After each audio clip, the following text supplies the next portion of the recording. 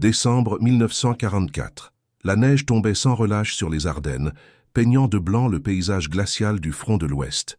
Le froid était une présence constante, un ennemi silencieux qui pénétrait jusqu'aux os et sapait le moral.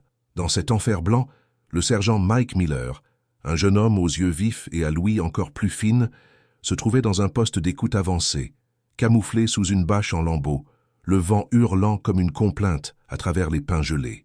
Il n'était ni un tireur d'élite ni un brillant stratège. Son don était plus subtil, presque invisible. Miller parvenait à distinguer les dialectes allemands avec une précision stupéfiante, captant des nuances et des accents que la plupart des interprètes ne remarquaient même pas. Et c'est dans ce silence de mort ponctué uniquement par le bruissement de la neige et le vrombissement lointain d'un moteur qu'il entendit quelque chose. Une conversation précipitée, dans un dialecte bavarois peu commun, provenant d'une patrouille ennemie qu'il peinait à distinguer à travers le brouillard. Les mots étaient fragmentés, mais le message était limpide, dérangeant. Une embuscade massive était en préparation. Pas pour une petite patrouille, mais pour un convoi de ravitaillement vital, transportant des centaines d'hommes. Il avait quelques minutes, peut-être quelques heures, pour agir avant que 800 vies ne soient fauchées. Voici l'histoire de la façon dont il a enfreint toutes les règles. Et pourquoi l'armée a tenté d'enterrer ce qui s'est passé ensuite. Mike Miller n'était pas un héros de guerre au sens traditionnel du terme. Avant le conflit, c'était un linguiste amateur, fasciné par les complexités des langues européennes, en particulier les langues germaniques. Son talent spécial était cette sensibilité presque surnaturelle aux intonations, la capacité de déceler des significations cachées dans les inflexions et les cadences. Cette passion, qui le poussait autrefois à passer des heures dans des bibliothèques poussiéreuses, le plaçait désormais en première ligne, à déchiffrer la mort imminente dans la voix des ennemis. C'était un homme de principe, forgé par une éducation stricte et un sens inébranlable de la justice, mais il était aussi pragmatiquement hostile à la bureaucratie qui, selon lui, fauchait plus de vies que les balles ennemies. Son visage, marqué par le vent et les privations, reflétait la tension constante de celui qui porte le poids d'informations cruciales. À ses côtés, ou plutôt au-dessus de lui dans la chaîne de commandement, se trouvait le capitaine Thomas Davies. Davies était l'incarnation de l'officier de carrière, impeccable dans son uniforme, rigoureux sur le règlement et inflexible dans l'obéissance. Pour Davies, les règles n'étaient pas des suggestions. Elles étaient la colonne vertébrale de toute armée efficace, la seule garantie contre le chaos. Il voyait Miller comme un atout précieux, certes, mais aussi comme un esprit bien trop libre, quelqu'un qui devait être constamment contenu. La relation entre les deux hommes était faite de respect mutuel, mais tempérée par une tension sous-jacente, la rigidité du commandement contre l'intuition de l'individu. Le décor autour d'eux n'était que désolation et danger. La neige transformait chaque bruit en un murmure amplifié, chaque ombre en une menace. L'air était si coupant que respirer faisait mal, et la visibilité, presque nulle, créait une atmosphère de suspense étouffant. C'était un environnement où la frontière entre la vie et la mort était mince, dictée par un son, un mouvement, ou, comme le savait Mike Miller, un mot mal interprété. La forêt des Ardennes était un labyrinthe d'arbres dénudés et de buissons gelés, une scène parfaite pour les embuscades et les surprises mortelles. Et à cet instant, l'émotion dominante était la peur, une peur froide et paralysante qui prenait chaque soldat à la gorge. Mais pour Mike, la peur fut rapidement remplacée par une urgence désespérée. Il avait entendu, il savait, et le système, craignait-il, ne serait pas assez rapide. L'urgence mordait Mike Miller, comme le froid implacable des Ardennes. Ces mots fragmentés en bavarois n'étaient pas une simple interception de plus, ils étaient un présage de mort. Il ajusta ses écouteurs, la sueur froide perlant à sa tempe, ignorant les fourmillements dans ses doigts gelés. Il se concentra, cherchant le moindre indice supplémentaire dans le hurlement du vent. Quelques minutes plus tard, une nouvelle transmission, plus claire cette fois, confirma le pire. Un officier allemand donnait des ordres spécifiques, détaillant le point d'embuscade, un défilé étroit et enneigé, connu sous le nom de la Gorge du Loup, et la cible, le convoi de ravitaillement de la 101e division aéroportée, transportant non seulement des vivres et des munitions, mais aussi des centaines de soldats fraîchement arrivés, inconscients de l'enfer qui les attendait. La voix de l'officier, avec son accent lourd et autoritaire, résonnait dans l'esprit de Miller. Pas un homme ne doit s'échapper. Anéantissement total. Le nombre de vies en jeu, 800, résonna dans sa tête comme un glas funèbre. La découverte était indéniable, la menace, réelle et imminente. Le cœur battant à tout rompre, Mike rampa jusqu'au poste de commandement improvisé, une tente humide et froide où le capitaine Thomas Davis analysait des cartes sous la lumière vacillante d'une lampe à pétrole. L'air était lourd d'une odeur de terre mouillée et de sueur. « Capitaine !» halta Mike, la voix étranglée par la course et une panique contenue. « Embuscade ! Un convoi le défilé de la gorge du loup. Des centaines d'hommes, capitaine.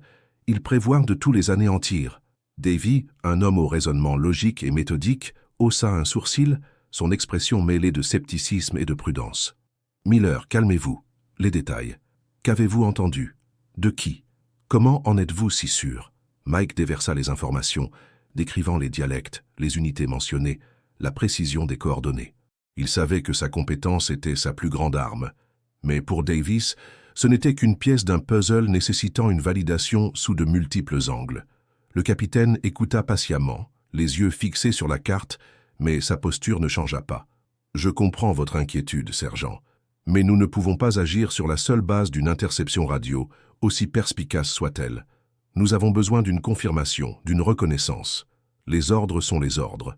Le protocole exige que l'information soit vérifiée, croisée avec d'autres sources de renseignements, puis envoyée au commandement supérieur pour approbation. » Tandis que Davis parlait, la main de Mike tremblait, non pas de froid, mais d'une frustration brûlante.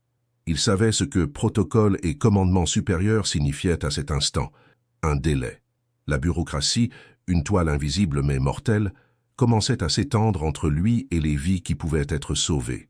Il tenta d'argumenter, d'expliquer l'urgence, la spécificité du dialecte qui indiquait une unité d'élite, la clarté de la menace. « Capitaine, nous n'avons pas le temps pour ça.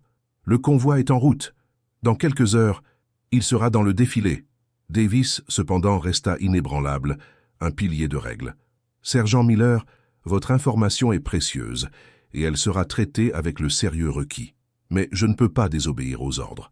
Un faux mouvement pourrait exposer nos propres positions, ou pire, être une diversion ennemie. Remplissez un rapport détaillé.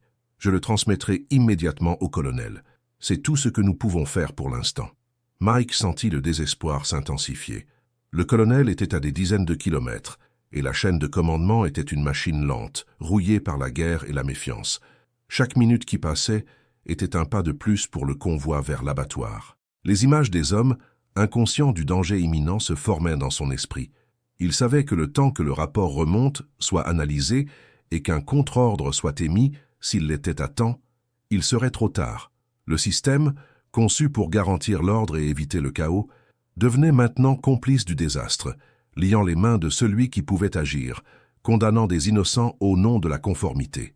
Le capitaine Davies, avec sa loyauté indéfectible aux règles, était un obstacle, non par malveillance, mais par une foi inébranlable dans la structure qu'ils servaient tous les deux. Miller sentit le poids de l'impuissance l'écraser, regardant le temps s'écouler comme la neige fondue dans ses bottes. La tension dans la tente était palpable, un duel silencieux entre l'urgence de l'intuition et la rigidité de la procédure. Mike savait qu'il devait y avoir un autre moyen, un chemin en dehors des lignes pointillées du règlement militaire, même si cela signifiait briser toutes les règles pour lesquelles Davis vivait et serait mort. Le convoi approchait, l'horloge tournait, et le système restait silencieux, trop lent pour la guerre qui se déroulait. « Capitaine », implora Mike, sa voix basse mais chargée d'une intensité que Davis voyait rarement, « nous devons envoyer quelqu'un. Une patrouille de reconnaissance, un messager, quelque chose. Si nous attendons le colonel, ce sera un carnage. Je peux y aller moi-même, capitaine. Je connais la zone, je peux me faufiler, alerter le convoi. » Davis le dévisagea, ses yeux bleus comme la glace sous la faible lumière de la lampe. « Sergent Miller, je comprends votre fougue, mais vous allez trop loin. Vos ordres sont d'écouter et de rapporter. Une incursion en solo derrière les lignes ennemies, sans soutien, sans approbation, c'est un suicide. Et plus important encore, c'est une violation directe de tous les protocoles. » Il frappa du poing la table, faisant trembler la carte. « Je vous interdis, ne serait-ce que d'envisager un tel acte. Vous êtes sous mes ordres. Aucune action non autorisée ne sera tolérée. Capitaine, je vous en supplie. Nous ne pouvons pas laisser ces hommes mourir à cause d'un formulaire. La voix de Mike se brisa presque, un écho de désespoir dans la tente humide. Davis se leva, l'ombre de sa silhouette imposante s'allongeant sur les murs de la tente. « Sergent, ce que vous suggérez, c'est de l'insubordination, et je ne permettrai pas qu'un homme sous mon commandement se mette en danger ou mette les autres en danger inutilement sur un coup de tête. Vous resterez ici. Et pour m'assurer que vous ne ferez aucune bêtise, je vais réquisitionner votre radio portable et votre arme de poing. Vous garderez votre fusil, mais vous ne pourrez ni communiquer ni agir de votre propre chef. Vos ordres sont de surveiller, juste surveiller. » Il tendit la main, l'expression de son visage durci. C'était le visage de l'autorité incontestable, du devoir avant tout. Mike sentit son estomac se nouer. La radio, son extension, son lien avec l'information, allait lui être retirée. La menace de la cour martiale, bien que non formulée explicitement, flottait dans l'air comme l'air glacial des Ardennes. L'interdiction était absolue. Le système, en la personne du capitaine Davis, lui avait lié les mains, bandé les yeux et muselé la bouche. Le moment où tout était perdu n'était pas la menace ennemie, mais l'impossibilité d'agir, imposée par les siens. Mike recula, sa main planant au-dessus de son étui vide. Le froid qu'il ressentait maintenant n'était pas celui des Ardennes, mais celui d'un désespoir glacial qui pénétrait chaque fibre de son être. Il pouvait sentir le temps s'écouler comme du sable entre ses doigts, chaque grain étant une vie sur le point d'être perdue. L'image du convoi des visages des soldats inconscients du danger imminent lui brûlait l'esprit. Il voyait le défilé, la gorge du loup, se transformer en un abattoir sanglant. Davis, malgré ses intentions, était désormais un geôlier et les règles, les barreaux d'une cellule qui condamnait des hommes innocents. À cet instant, quelque chose se brisa en Mike Miller. La loyauté aux règles, au protocole, se désintégra face à l'imminence de la catastrophe. La voix de sa conscience, plus forte que n'importe quel ordre militaire, hurla « Tu ne peux pas laisser faire ça ». La décision fut prise dans le silence de son esprit, rapide et irréversible. Il serait un traître aux règles pour être un sauveur de vie. Il attendit. Les heures s'étirèrent, chaque minute un poids insupportable.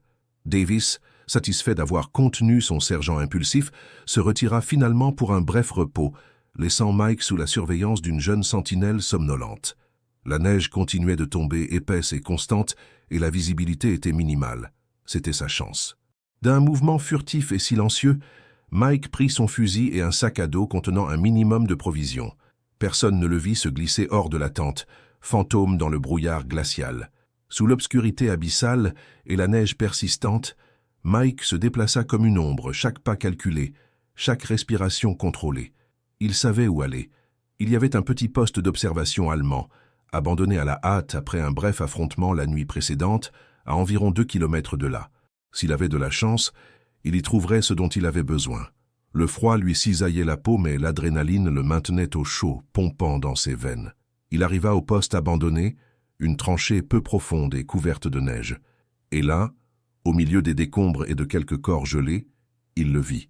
Un uniforme allemand complet, encore en bon état, jeté au sol à côté d'un fusil Mauser cassé. C'était la clé de son insubordination, le déguisement qui le mènerait au cœur de l'enfer ennemi. Avec des mains tremblantes mais fermes, il retira son propre uniforme et enfila la lourde laine grise de l'ennemi. Le tissu rêche lui éraflait la peau, mais le sentiment de transgression était encore plus fort, presque un choc électrique. Il était désormais un ennemi pour son propre camp, un imposteur, un traître au drapeau. Mais c'était un prix qu'il était prêt à payer. Ses insignes alliés furent soigneusement cachés sous les couches de l'uniforme allemand. Il prit un casque ennemi, l'ajusta sur sa tête et, avec un dernier regard en arrière, vers les lignes alliées qui devenaient maintenant son nouvel ennemi bureaucratique, il plongea dans la nuit. Le courage contre les règles avait été allumé. Le fardeau de l'héroïsme anonyme commençait maintenant. Mike Miller, fantôme gris dans la nuit blanche, avançait avec la prudence d'un prédateur. L'uniforme allemand, bien qu'étant un déguisement, était aussi un poids, un rappel constant qu'il était désormais un homme sans drapeau. Le vent glacial lui fouettait le visage, mais le froid qui le rongeait de l'intérieur était celui de la solitude de sa décision. À chaque pas, la neige crissait sous ses bottes, un son dangereusement fort dans le silence mortel des Ardennes. Il se faufilait entre les arbres tordus, les sens aiguisés, chaque ombre un ennemi potentiel, chaque murmure du vent une patrouille en approche. Il passa devant des postes de contrôle ennemis, le cœur battant dans sa poitrine, les mains moites même dans le froid glacial. À un moment, une patrouille allemande, les voix étouffées par la neige, croisa son chemin à quelques mètres seulement. Mike se blottit derrière un pin couvert de glace, le casque allemand baissé, priant pour que l'obscurité et la neige soient ses alliés. Il pouvait entendre l'accent des soldats, le même dialecte bavarois de l'interception, et cela lui donna une certitude glaciale. Il était sur la bonne voie, mais aussi sur le territoire le plus dangereux. À chaque passage réussi, la tension diminuait un peu, pour être aussitôt remplacée par une nouvelle vague d'adrénaline. Il ne pouvait pas échouer. Pas après tout ça. Les heures s'étirèrent en une éternité gelée. L'épuisement commençait à peser, mais l'image des 800 hommes du convoi le poussait à avancer. Finalement, à travers le brouillard et la neige qui semblaient ne jamais vouloir cesser, il aperçut de faibles lumières. Pas les lumières vacillantes d'un campement ennemi, mais les phares lointains et assourdis de véhicules en mouvement. Le convoi, c'était eux.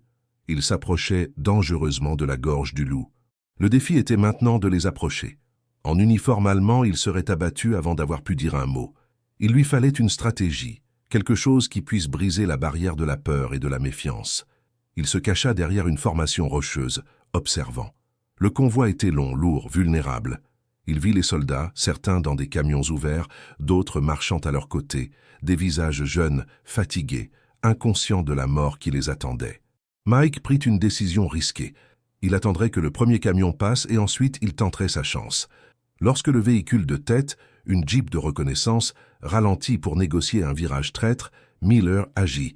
Il sortit de sa cachette, courant en direction de la Jeep, levant les mains, hurlant en anglais, sa voix rauque et désespérée. « Arrêtez! Arrêtez!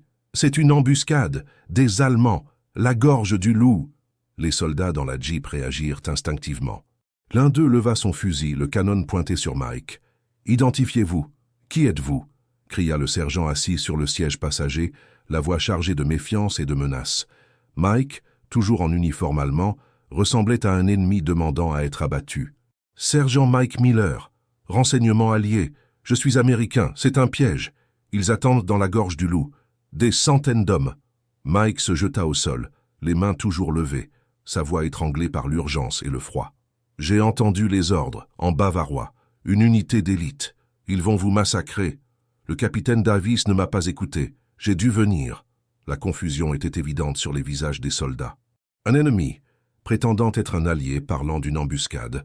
Le sergent de la Jeep, un homme robuste à la moustache épaisse, descendit, son fusil toujours pointé. « Comment savoir que ce n'est pas un piège, Fritz?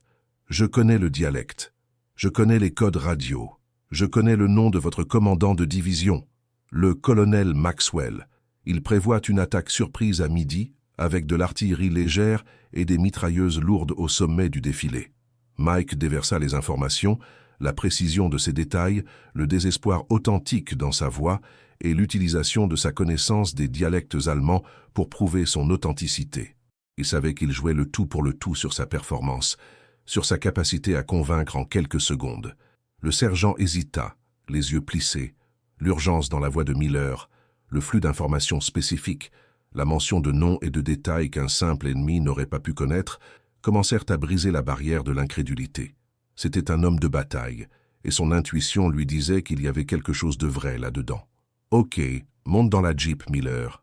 Si c'est un mensonge, tu es un homme mort. » À l'intérieur de la Jeep, Mike, tremblant encore de froid et d'adrénaline, expliqua tout à nouveau, avec plus de détails cette fois, au commandant du convoi, un major sceptique mais prudent. À chaque mot, la tension montait. La décision fut prise. Il n'y avait pas le temps de tout vérifier, mais la menace était trop grave pour être ignorée. Le convoi fut dérouté. Une nouvelle route, plus longue et plus dangereuse, à travers un terrain montagneux couvert de neige, fut choisie. Les 800 vies, qui étaient à quelques kilomètres d'un massacre, furent sauvées. Mike regarda le convoi s'éloigner dans l'obscurité, suivant la nouvelle route. Un poids énorme lui fut retiré des épaules, mais il n'y eut aucune euphorie, juste un vide. Il avait sauvé des vies, oui, mais il avait enfreint toutes les règles, désobéi à des ordres directs, s'était déguisé en ennemi. Il était un héros, mais aussi un paria. Le froid des Ardennes sembla s'intensifier, pénétrant non seulement ses os, mais aussi son âme. Il était seul, épuisé, et le chemin du retour vers ses propres lignes, vers l'incertitude de son destin, était long et glacial. Le fardeau de l'héroïsme anonyme pesait déjà sur lui. Le chemin du retour vers les lignes alliées fut plus brutal que l'infiltration. Mike Miller, toujours dans son uniforme allemand ensanglanté et couvert de neige, était désormais une cible pour les deux camps. Chaque ombre, chaque buisson gelé semblait cacher une sentinelle alliée, prête à tirer sur l'ennemi qu'il semblait être. L'épuisement, qui n'était auparavant qu'une menace lointaine, l'étreignait maintenant de ses griffes de glace, chaque pas étant une lutte contre l'envie de simplement s'effondrer dans la neige. Il évita les routes principales, préférant les sentiers moins utilisés, les fossés et les contours irréguliers du terrain, où le risque d'être détecté était moindre, mais l'effort physique plus grand. Le silence de la forêt, autrefois rempli par l'urgence de la mission, résonnait maintenant du son de sa propre respiration haletante et des battements accélérés de son cœur. L'adrénaline qui l'avait propulsé à l'aller s'était dissipée, remplacée par un vide glacial. Il avait sauvé des vies. Mais à quel prix? L'insubordination était une cicatrice invisible mais profonde. Il sentait le poids de l'uniforme ennemi comme une seconde peau, une tache sur son propre code d'honneur. À chaque heure qui passait, le froid devenait plus pénétrant, la neige plus épaisse et l'espoir d'un retour en toute sécurité plus mince. Il devait arriver avant l'aube, avant que la lumière ne révèle son déguisement et ne scelle son destin. Finalement, alors que les premiers rayons d'un soleil pâle commençaient à peindre l'horizon d'un gris bleuté, Mike aperçut la fine ligne de barbelés et les tranchées alliées. Cette vue apporta un mélange de soulagement et de terreur. Comment allait-il se présenter? Un ennemi en uniforme allié serait problématique, mais un allié en uniforme ennemi était une condamnation à mort instantanée. Il n'avait pas sa radio, pas d'identification visible. La seule chose qu'il avait, c'était sa voix et la vérité. Il s'approcha, les mains visibles, lentement, hurlant en anglais, sa voix rauque et presque méconnaissable à cause du froid et de l'épuisement. « Ne tirez pas, je suis le sergent Miller, je suis un allié. » Les sentinelles, alertes et nerveuses, levèrent leurs fusils. « Identifiez-vous, soldats, jetez votre arme et avancez les mains sur la tête. » Mike obéit, jetant son fusil dans la neige et avançant, s'attendant à chaque pas à recevoir une rafale de tir. La tension était presque insupportable. Il fut intercepté par une patrouille, immédiatement désarmé et emmené, les yeux bandés et les mains liées, jusqu'au poste de commandement. La tente semblait plus petite, plus étouffante et plus froide que dans son souvenir. Là, l'attendant, se tenait le capitaine Davies, son expression impassible, mais avec une lueur de fureur contenue dans les yeux. « Sergent Miller !» commença Davies, sa voix basse et contrôlée, mais avec une inflexion d'acier. « Avez-vous la moindre idée de la gravité de vos actes? Insubordination, abandon de poste, vol d'équipement, déguisement en ennemi. Vous auriez pu être exécuté pour n'importe lequel de ces crimes, ou pire, vous auriez pu compromettre la sécurité de nos lignes. » Il marqua une pause, les yeux fixés dans ceux de Mike. « Nous avons reçu le rapport du convoi. Ils ont été déroutés. Le major a confirmé qu'un soldat en uniforme ennemi les avait alertés de l'embuscade à la gorge du loup. Il a mentionné des détails que vous seuls pouviez connaître. » Mike garda le silence, trop épuisé pour argumenter, mais avec un étrange sentiment de paix. Il avait fait ce qui était juste.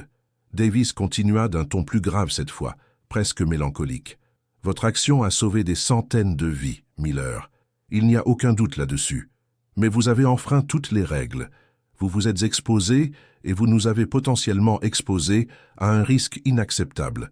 L'armée ne peut pas tolérer cela. La discipline est le fondement de tout ce que nous faisons. » Il se dirigea vers la table, prit un papier et le jeta devant Mike. « Vous êtes sommairement rétrogradé au rang de soldat. Vous serez immédiatement transféré dans une unité d'intendance lointaine, à l'arrière du front. Et il y aura une cour martiale, non pas pour vos actions héroïques, mais pour votre insubordination. C'est une formalité, mais elle est nécessaire pour maintenir l'ordre. » Le capitaine Davies, l'homme qui défendait les règles par-dessus tout, était maintenant face à un dilemme. Il connaissait la vérité. Il savait que Mike avait été un héros, mais son devoir allait à la structure, à la loi militaire. « Votre action a sauvé des centaines de vies, Miller. Il n'y a aucun doute là-dessus. Mais vous avez enfreint toutes les règles. Vous vous êtes exposé et vous nous avez potentiellement exposés à un risque inacceptable. L'armée ne peut pas tolérer cela. La discipline est le fondement de tout ce que nous faisons. » Il se dirigea vers la table, prit un papier et le jeta devant Mike. « Vous êtes sommairement rétrogradé au rang de soldat.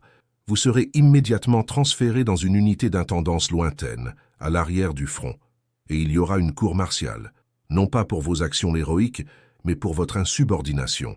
C'est une formalité, mais elle est nécessaire pour maintenir l'ordre. Le capitaine Davis continua d'un ton plus grave, presque mélancolique. « Je vous protège de conséquences pires, Miller. Si cette histoire éclatait au grand jour, vous seriez un exemple de ce qu'il ne faut pas faire, peu importe le résultat. Il ferait de vous un bouc émissaire pour toute défaillance dans la chaîne de commandement. Le colonel est déjà au courant. Il est furieux de votre désobéissance, mais il sait aussi ce que vous avez fait.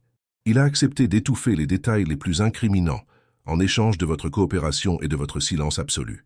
Vous ne parlerez de cela à personne, jamais, sous peine d'emprisonnement à vie. » Mike accusa le coup, mais les mots ne le surprirent pas. Il était un héros qui ne pouvait pas être célébré, un sauveur qui serait puni. Le fardeau de l'héroïsme anonyme était lourd, mais il le porterait. Il avait vu la mort de près, et la vie, même rétrogradée et réduite au silence, était préférable. La décision avait été prise depuis longtemps. Il avait choisi des vies plutôt que des règles, et maintenant, il en paierait le prix.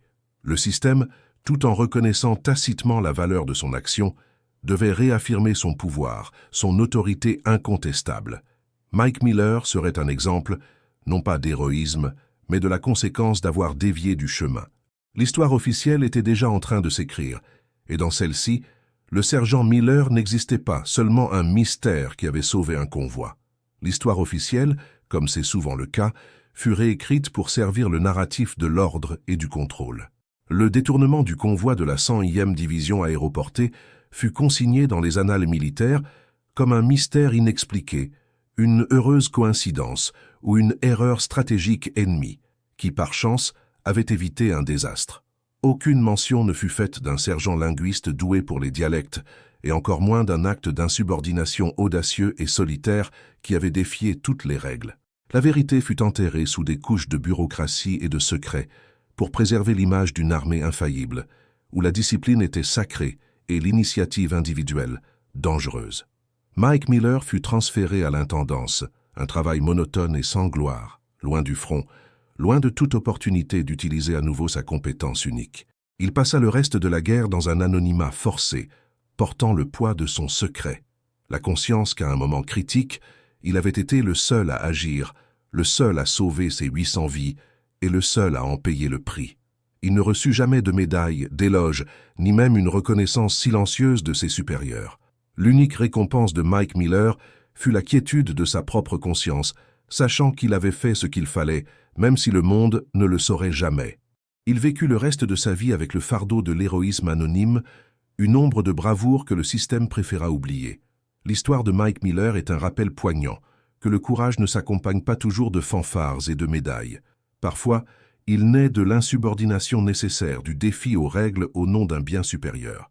C'est l'histoire d'un homme qui, confronté au choix entre suivre les ordres et sauver des vies, a choisi le chemin le plus difficile, celui du sacrifice personnel et de l'oubli. Combien d'autres Mike Miller existent dans les pages non écrites de l'histoire, dont les actes d'héroïsme ont été délibérément effacés pour maintenir l'illusion d'un ordre parfait? C'est l'une des nombreuses histoires tues qui ont façonné le cours de la Seconde Guerre mondiale, prouvant que parfois, les plus grands exploits sont accomplis par ceux qui osent enfreindre les règles. Si vous avez aimé cette histoire de courage et d'insubordination nécessaire, abonnez-vous pour plus de récits méconnus sur la Seconde Guerre mondiale et d'autres événements historiques. Cliquez sur le bouton « J'aime » et commentez ci-dessous ce que vous pensez de la décision de Mike Miller.